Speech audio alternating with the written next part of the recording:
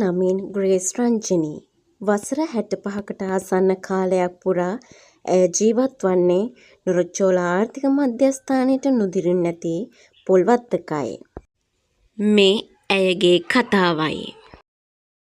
මට අවුරුදු 2කමාරදී මට පෝලියෝ හැදුනා. ඒ කාලේ බෙහෙත් මෙහි තිබ්බේ නෑ.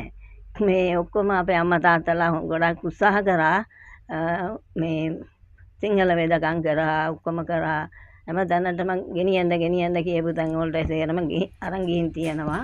අන්තිමේ මට අවුරුදු 6 වෙනකොට එක්කෙනෙක් කියලා තියෙනවා කොළඹ ඉස්පිරිතාලේ අරන් යන්න කියලා. ඉතින් එහෙ ගියා. තාත්තා මාව වඩාගෙන තාත්තයි මමයි ගියා. මම දන ගාගෙන තමයි මගේ ජීවිතේ.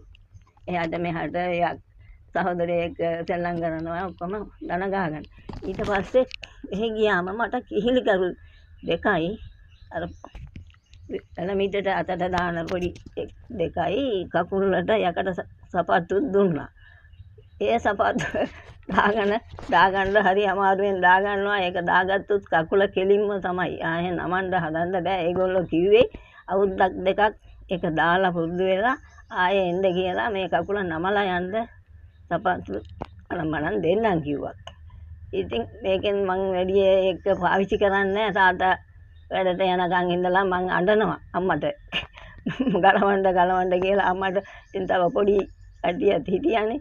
ඉතින් අම්මා මොනවද කරන්නේ? සපත්තු ඉතින් ගලවලා අරිනවා. ඉතින් මං ওই දන ගාගෙන යනවා. තාත්තා ආපු ගමන් තමයි ඉතින් ආය ඒක දාන්නේ. ඉතින් කොහොම තමයි හිටියේ. ඊට අවුරුද්දෙන් අවුරුද්දට අපිට එන්න කියනවා කොළඹ.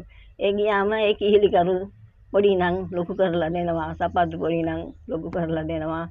ඉතින් එක්සර්සයිස් කරන්න කිව්වා. ඉතින් අපේ අම්මලා තාත්තලා දුප්පත්. ඉතින් මොන එක්සර්සයිස් ඒත් ඉතින් කකුල එහෙම මෙහෙට අදිනවා. මේවා කරනවා. දැන් මට අවුරුදු 70ක් වෙනවා. ඉතින් දෙයනේ කියලා ඇඟපතට නම් හොඳ හයිය එහෙම තියෙනවා. හිතට හයියක් තියෙනවා. තාත්තාගේ අම්මාගේ හයිය උයාගෙන තියාගෙන කනවා. මම මෙතන තමයි ලිප තියෙනවා. ඉතින් දරලිප තමයි වතේ නම් දරනන් තියෙනවා ඕන තරම්. ඉතින් ඒකේ මම උයාගෙන පියාගෙන කරනවා ඉන්නවා. ඉතින් මට මොනවා හරි තාත්කවුන් බලන්නත් නැහැ. ඉතින් ඒ වුණාට මෙතන ඉතින් යනවා තමයි. ඉතින් මල්ලිගේ ළමයි එහෙම එනවා. මම නම් බැඳලත් නැහැ. මං තනි එක්කෙනෙක් තමයි. ඉතින් ඔය ඉන්නවා අම්මා තාත්තලා බැලුවා දැන් මෙහෙම තියෙද්දි ඒ කාලේ බැඳලා දුන්නා නම් තවත් දුක් විඳී කියලා. ඒ වුණාට ඊට වඩා දුක් විඳිනවා වගේ මට තේරෙනවා දැන්. ඉතින් ඔහොම ඉන්න. ඉතින් මොනවා හරි මට ඉන්න තැනක් හරි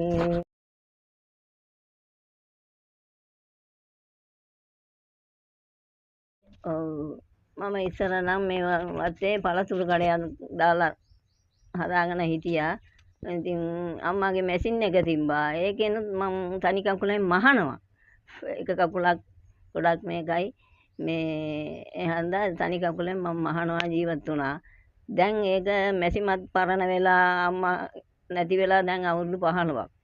තාත්තා නැති වෙලා 18ක් විතර ඇති. ඉතින් දැන් බොහොම අමාරුවෙන් ජීවත් වෙන්නේ. දැන් මහන්න ඉතින් මේ නෝම්බිය වලට නැත්තම් මට එකක් දෙකක් මැහුම් එනවා. මේ සැරේ ආවේ නැහැ. මැෂිම ටික පළුදු වෙලා තියෙන්නේ. ඒක ඉතින් අලුත් එකක් ගන්නත් අපිට තත්ත්වයක් නැහැ. ඉතින් තියෙන විදිහට මොනවා හරි කරාගෙන ඉන්නවා සර්.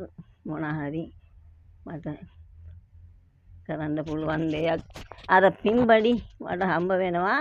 ඒක කල්පිටි යනවා. අපිට මෙතන බැංකුව ළඟයි.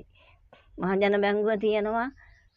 අපිට ඒ කාලේ 3000ක් දුන්නා. ඒ දෙනකොට බැංකුවේ අරපු පොත තියෙනවා. ඒකෙන් තමයි මේ එහෙන් 3000 ඒ කාලේ දුන්නා. ඊට පස්සේ 5000 කරා.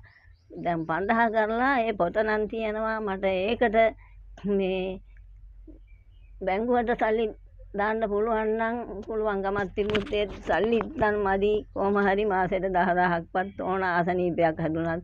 ඉතින් මෙතන මාඹුරියට යනවා වුණත් බිල් එකට සල්ලි ඕන. නිකන් බෙහෙත් හම්බ වුණත් නිකන් බෙහෙත් දැන් දෙන්නේ නැහැ. සල්ලි දීලා තමයි ගන්නත් වෙන්නේ. ඉතින් බිල් එකට 500ක් 600ක් ගනි. මාඹුරි ගිහිල්ලා එනවා වුණත්. මම මේ නොරොච්චෝලේම තමයි ඉස්සර මාව හම්බ වුණේ මේ මාඹුරි හොස්පිටල් එකේ තමයි. ඉතින් මොනවාද සර් කරන්නේ මොනවා හරි උදව්වක් ඔයාලගෙන් ඉල්ලනවා මට මොනවා හරි උදව්වක් දුන්නොත් හොඳයි කියලා හිතනවා. ඉතින් රෝද පුටුවේ නම් යන්න පුළුවන්. ඒත් මෙහි වැල්ල ඇතුලේ ඉඳලා දුර මේ යන්න ඕන මේ ඒකට තනි වීදියෙන් යන්න බෑ. තව එක්කෙනෙක් ඕන. ඉතින් ඒකත් දැන් තියෙනවා කැඩිලා බින්දිලා ඒක අර පල්ලියෙන් දීපු එකක්. ඒක දැන් ගොඩ කල්ලා ඒක දැන් ඒකේ යන්නත් බෑ. ඒකත් තියෙනවා. ඉතින් මොනවා හරි මට මාසෙට ජීවත් වෙන්නයි ඉන්න හරි කමන්දනක් දැන් අපි ඉන්නේ පිටවත්තකනේ. පිටවත්තේ ඉන්නේ. ඉතින් එයාලා ඉතින් මට නම් උදව්වක් කරන්නෙත් නෑ. ඉතින් අනිත් අයට නම් මෙහෙන් දෙනවා වගේ. ඉතින් ඔහොම තමයි තත් එකේ ඉන්නේ. මොනවා හරි අද ධෛර්යය තියෙනවා. හිතේ හයිය තියෙනවා. හොඳට වැඩපොළ වයස ගියාට මොකද මං හොඳට මිදුලාතු ගන්නවා. ඔක්කොම වැඩවල මම කරා ගන්නවා. ඉතින් මේ පුළුවන් වුණොත් මට පේචස් 10ක් හරි කොහොම හරි උදව්වක් කරලා මට එතකොට කඩයක් හරි දාගෙන ඉන්න පුළුවන් ඉන්න කාලක් නේද? කාටවත් කවුරුත් කාගෙන් බත් කන්න යනකොට අපේ ගෙදර බත් කන්න එන්න එපා කියද්දි කොහොමද කරේ? ඒ වගේ දේවලුත් සිද්ධ වුණා අපේ ගෙදර.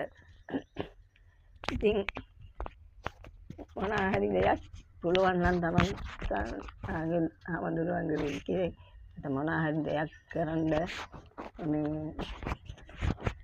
පොඩි ගෙයක් හරි ටිකක් හොඳට හදලා ඉතින් ඒකට කරන්ට් එක ඕන টয়ලට් එක ඕන ඉතින් මොනවා හරි කොහොම දේවල් කරලා මට දුන්නා නම් මං මොනවා හරි මට පුළුවන් දේ ඉඩියප ටිකක් හරි තම්බලා තියාගෙන මොනවා හරි ඔය හරි මේ කඩලා පැකට් එකක් ඒවා කරලා හරි මොනවා හරි කරලා ඉතින් මැසිම තිබුණා නම් පොඩි ගවුම් ටිකක් හරි මහලා එල්ලලා හරි විකුණනවා. ඉතින් ඒකත් දැන් වැඩක් නෑ. ඉතින් අම්මා ඉන්න කාලේ හිටපු දේවල්නේ ඒවා දැන් කැඩිලා තියෙන්නේ. මොනවා හරි කරන්න පුළුවන්කමක් තිබුණොත් මට ඉඩන්නක් නෑ මට. මං ඉන්නේ පිටවත්තක. ඒකේ 40ට උඩදී කියලා තමයි කියන්නත් වෙන්නේ. ඉන්නවා. ඉතින් මට උදව් කරන්න පුළුවන් කෙනෙක් ඉන්නවා නම් කවුරු හරි මට උදව්වක් කරලා එහෙම දෙයක් කරුවත් ගොඩක් මේ පිහිට වෙනවා. මොන හරි දෙයක් කරන්න සර් මට මම මේ